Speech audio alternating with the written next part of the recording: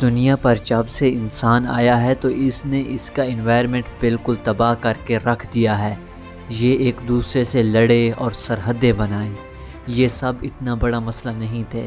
اس دنیا کا سب سے بڑا مسئلہ انرجی ہے، اور جس ملک کے پاس بھی انرجی کے ریسورسز ہیں وہ پوری دنیا کو کنٹرول کرنا چاہتے ہیں اور ہر ملک کے اندر اپنی مرضی کے قانون پاس کرواتے ہیں۔ مثال کے طور پر تیل کے ریسورسز بہت ہی کم ممالک کے پاس ہیں، اور یہ ممالک دوسرے ممالک کو اپنی مرضی سے چلاتے ہیں، اور انہی ریسورسز کی وجہ سے دنیا میں کئی بار بڑی جنگیں لڑی جا چکی ہیں۔ اس وقت دنیا میں سب سے بڑا اور سستا energy system solar energy system ہے، اور دنیا کی بڑی بڑی کمپنیز اسی سولر انرجی پر چل رہی ہیں، کیونکہ یہ ڈائریکٹ سورج سے انرجی کنزیوم کرتا ہے۔ یہاں تک کہ سولر انرجی پر چلنے والی گاڑیاں بھی آ چکی ہیں۔ اس وقت دنیا میں سب سے بڑا اور سستا energy system solar energy system ہے، اور دنیا کی بڑی بڑی کمپنیز اسی سولر انرجی پر چل رہی ہیں، کیونکہ یہ ڈائریکٹ سورج سے انرجی کنزیوم کرتا ہے۔ یہاں تک کہ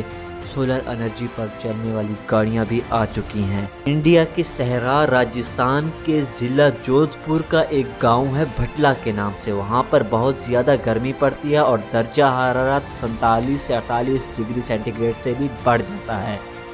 2015 اور 16 میں اس جگہ کو کوئی نہیں جانتا تھا، جب تک دنیا کا سب سے بڑا سولر انرجی سسٹم یہاں پر پلانٹ نہیں کیا گیا۔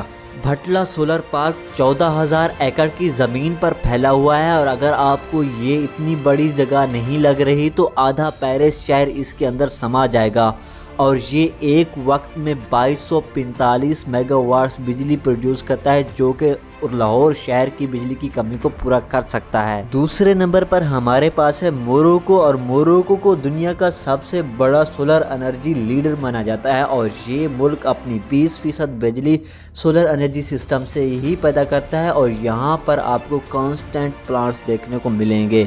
اس کو کانسٹنٹ سولر سسٹم اس لیے بھی کہتے ہیں کیونکہ یہ سورج کی انرجی ایک جگہ پر فوکس کرا کر وہاں سے ہیٹ پیدا کرتے ہیں، پھر تھرمل انرجی کے ذریعے ان سے بجلی پیدا کی جاتی ہے۔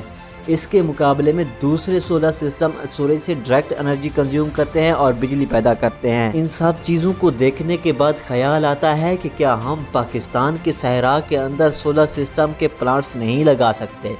کیا پوری دنیا کے اندر سولر پلانٹس نہیں لگائے جا سکتے کہ جس سے بجلی کی کمی کو پورا کیا جا سکے؟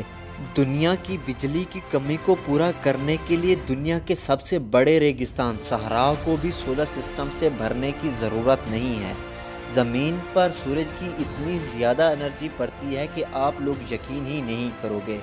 ہر وقت زمین پر سورج کی 1,73,000 ٹیرا واٹ شعاعیں پڑتی رہتی ہیں، اور ہماری زمین جتنا انرجی کنزیوم کرتی ہے وہ اس سے 10,000 گنا زیادہ ہے۔ ایک اندازہ یہ لگایا جاتا ہے کہ 1.5 گھنٹے میں جتنا سورج کی انرجی زمین پر پڑتی ہے اس سے پوری دنیا کی پورے سال کی بجلی کی کمی کو پورا کیا جا سکتا ہے۔ یعنی دنیا کے ایک چھوٹے سے حصے پر سولر پلانٹ لگانے سے دنیا کی بجلی کی کمی دور ہو سکتی ہے، لیکن یہاں پر کتنے چھوٹے حصے کی بات کی جا رہی ہے۔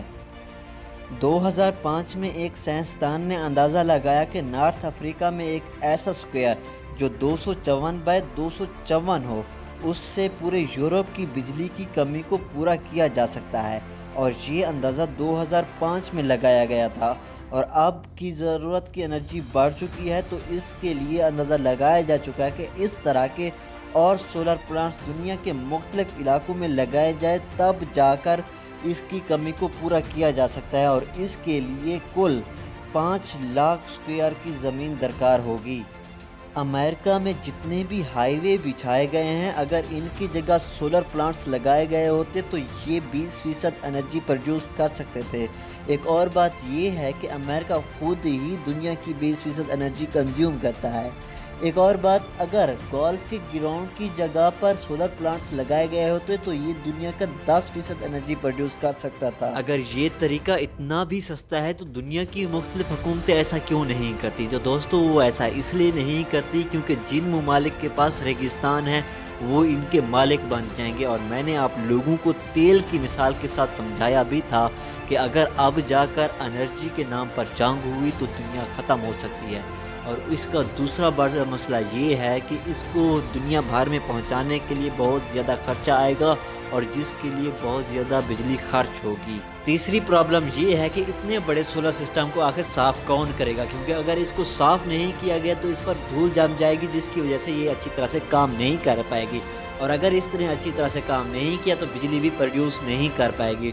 اور چوتھا سب سے بڑا مسئلہ یہ ہے کہ سائنسدانوں کے مطابق یہ صرف 50 سال کے لیے کام کریں گی اور اس کے بعد ان کو ری سائیکل کرنے کی ضرورت ہے، اور ان کو ری سائیکل بھی نہیں کیا جا سکتا کیونکہ ان کو ری سائیکل کرنے کے لیے ڈبل اماؤنٹ کی ضرورت پڑے گی، جس کی وجہ سے یہ ضائع ہو جائیں گی۔ پوری دنیا کے اندر اس سسٹم کو پلانٹ کرنا تو مشکل ہے، لیکن لوگ ان کو اپنے گھروں کے اوپر پلانٹ کر رہے ہیں اور وہ ان کے لیے پروفیٹیبل بھی ہیں، اور انہی چیزوں کو دیکھتے ہوئے 1994 کے اندر کچھ گھر بنائے گئے تھے جن کو ہولو ٹراپس کہتے ہیں۔ یہ گول شکل کے گھر سورج کی روشنی تو کنزیوم کرتے تھے، لیکن ان کے ساتھ ہی وہ سورج کی ڈائریکشن کے اندر اپنی ڈائریکشن بھی تبدیل کرتے جاتے تھے، اور یہ ایک کامیاب سولر انرجی ہاؤس بن گئے تھے۔ سائنسدان ان سولر پلانٹس کو خلا میں لگانے کا سوچ رہے ہیں کیونکہ وہاں پر نہ تو کوئی گرد و غبار ہوتا ہے اور نہ ہی کوئی موسم کی تبدیلی، جس سے کہ سولر انرجی پر فرق پڑے۔ اس پروجیکٹ پر 2035 میں کام شروع ہو جائے گا، اور یہ پروجیکٹ کامیاب ہو پاتا ہے یا نہیں یہ تو ہمیں مستقبل میں پتہ چلے گا۔ یہ تھی معلومات سے بھری ایک چھوٹی سی ویڈیو جو آپ بگ کریٹر کی طرف سے سن اور دیکھ رہے تھے۔